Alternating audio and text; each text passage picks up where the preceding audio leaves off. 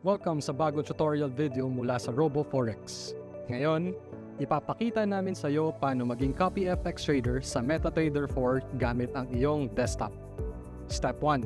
Sa Members area, magpunta sa Accounts menu at piliin Open copyFX Trader Account. Lagyan ng detalye.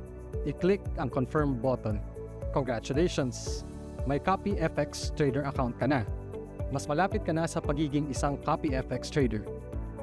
Step 2. Mag-deposit ng at least $100. Magpunta sa Funds, Deposit Funds. Piliin ang bago mong account sa listahan. Mamili ng kahit anong method para makapag-deposit at kumpletuhin ito. Pagkatapos mag-deposit ng $100, makikita mo ang balance dito. Step 3. Ayusin ang subscription conditions. Magpunta sa Investments, copyFX Account Settings. Dito, kailangang i-set up ang mga sumusunod. Mamili ng commission scheme. Sa performance scheme, ang trader ay kukuha ng fixed percentage sa mga profit ng investors mula sa lahat ng transactions na kinopya. Sa volume fee scheme, ang trader ay kukuha ng fixed rate commission mula sa bawat profitable close transactions na kinopya ng mga investors.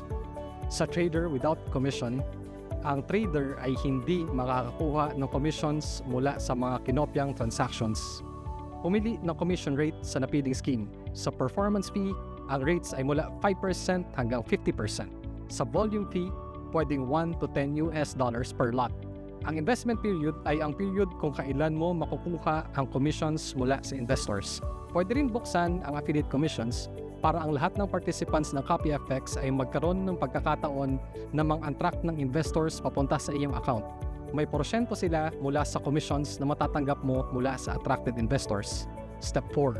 Sa left sidebar, pwedeng magdagdag ng extra settings. Halimbawa, ilagay ang trading strategy name at ang description ng iyong strategy kung gusto mo. Step 5. Click Send para ma-confirm ang conditions. Mag-antay sandali para ito ay maproseso. At eto na, meron ka ng copyFX Trader subscription. Pwede kang maghikayat ng investors na mag-subscribe sa'yo.